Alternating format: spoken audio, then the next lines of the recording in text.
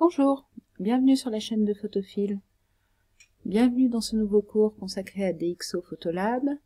Alors dans les 4 premiers cours, on a fait un petit peu le tour des fonctions essentielles du logiciel, du moins celles qui à mon sens vont vous servir le plus souvent. Donc ce qu'on va voir là, ce sont les autres possibilités. Par exemple le filtre gradué. Donc on est à nouveau dans les réglages locaux, c'est-à-dire qu'on est passé d'organiser à personnaliser. Puis voilà, réglages locaux ici qui est actif.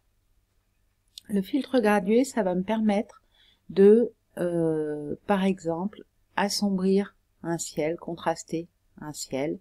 De la même façon qu'en photographie, on pouvait utiliser un filtre dégradé gris neutre pour assombrir une moitié de la photographie. Donc pour ça, je fais un clic droit. Ça se passe comme pour les points de contrôle qu'on a vus précédemment. Nous, ce qu'on avait vu, c'était ça, les points de contrôle. Là, ce qu'on va utiliser, c'est filtre gradué. Filtre gradué, un clic et glisser vers le bas, voilà. Et je vais définir en fait une zone qui va être finalement un dégradé plus ou moins important. Donc là, il sera plus important. Vous voyez que DxO Photolab nous représente ça par un bleu. En fait, c'est le masque qui est représenté par une couleur bleue.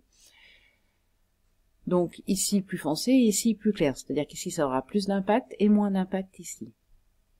Comme pour les points de contrôle, je retrouve le petit equalizer qui va me permettre de faire les réglages. Donc là par exemple je veux diminuer l'exposition sur mon ciel. Je vais aller sur le réglage lumière, ici dans la première colonne, exposition.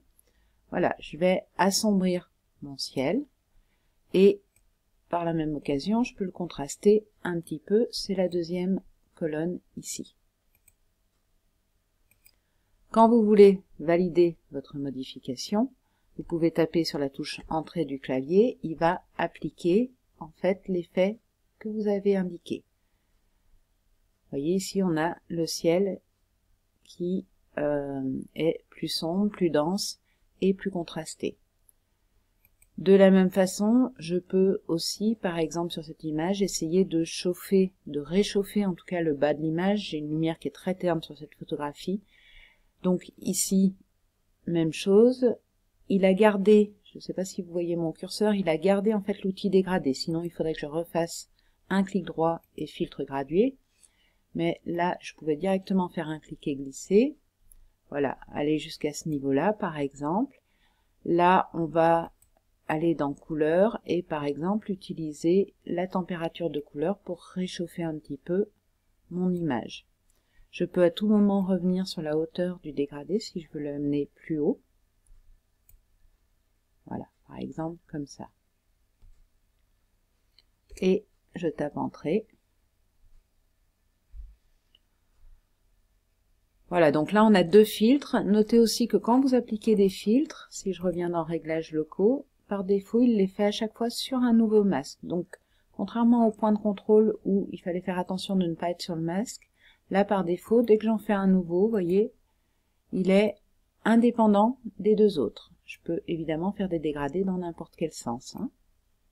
Voilà, par exemple ça. Pour supprimer un point de contrôle, il suffit qu'il soit sélectionné. Donc celui-là, je le sélectionne et j'appuie sur la touche Supr. Je vais retrouver les deux autres que j'ai appliqués auparavant. Alors, ces filtres gradués, ils peuvent aussi vous permettre de faire des effets de flou. Par exemple, si je prends sur cette image, voilà, je peux créer un filtre gradué ici, d'une part pour assombrir la partie haute de l'image. Donc, même principe, je me mets sur lumière, je diminue l'exposition. Voilà, je force un peu l'effet, toujours pour la même raison, c'est pour qu'à l'écran, vous voyez bien la différence. Mais sur ce même filtre gradué, je peux aussi faire un effet de flou. Pour ça, je vais dans Détail, et ici, flou, je vais monter mon effet de flou ici. Je peux faire la même chose, par exemple, en bas de l'image. Donc, j'en ai créé un autre, et ici, je vais monter mon effet de flou pour obtenir un effet de miniature. Quand vous appliquez comme ça un masque avec un filtre gradué, vous avez aussi la possibilité de protéger certaines zones, ou du moins d'annuler l'effet du masque pour certaines zones. C'est-à-dire que je vais gommer, par exemple, si ici je veux annuler tout ce qui est sur les personnages ici, annuler l'effet, admettons que je sois descendu un peu plus bas, voilà. Je vais annuler l'effet sur les personnages. Je peux ici à nouveau faire un clic droit et utiliser l'outil gomme. Donc on le reverra aussi cet outil gomme parce qu'il est utilisable aussi avec le pinceau et il est utilisable aussi avec les autres types de points de contrôle.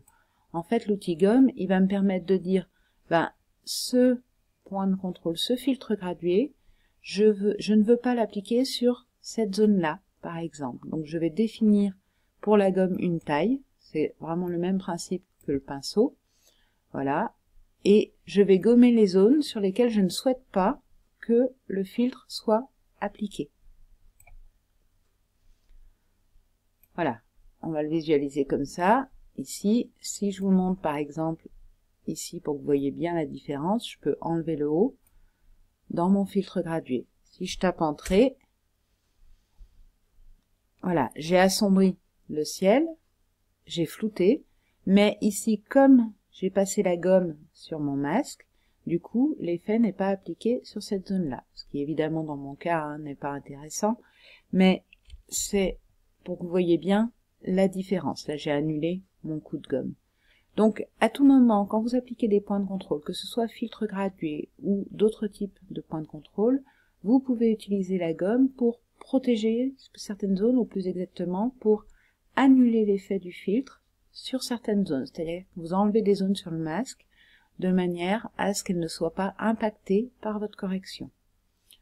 Donc les filtres gradués, typiquement, voilà, les utilisations, ça va être assombrir des zones sur votre image, en particulier des ciels, faire des effets particuliers, bien sûr, c'est-à-dire que si vous voulez par exemple, je sais pas, le bas de l'image en rose et le haut de l'image en vert, vous pouvez tout à fait vous servir d'un filtre gradué, ou faire des effets de flou, ponctuel, voilà, pour simuler en fait une profondeur de champ plus limitée que celle que vous aviez lors de la prise de vue.